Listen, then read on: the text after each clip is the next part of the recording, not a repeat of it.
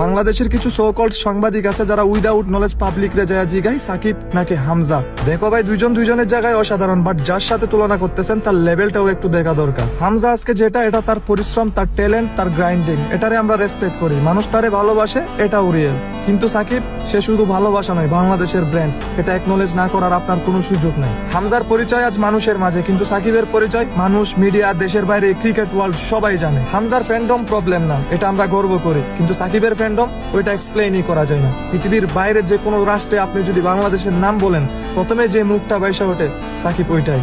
হামজা বাংলাদেশকে এন্টারটেইন করেছে, কিন্তু সাকিব গোটা বিশ্ব দরবারে বাংলাদেশকে রিপ্রেজেন্ট করছে। হামজা আমাদের গর্ব হইতে পারে, কিন্তু সাকিব বাংলাদেশের পরিচয়। একজন আজকে সেনশনে, একজন গোটা একটা যুগের লিজেন্ড। হামজা তার পথ বানাচ্ছে, কিন্তু সাকিব তার পথ দিয়ে বাংলাদেশের একটা পরিচয় বানিয়ে ফেলছে।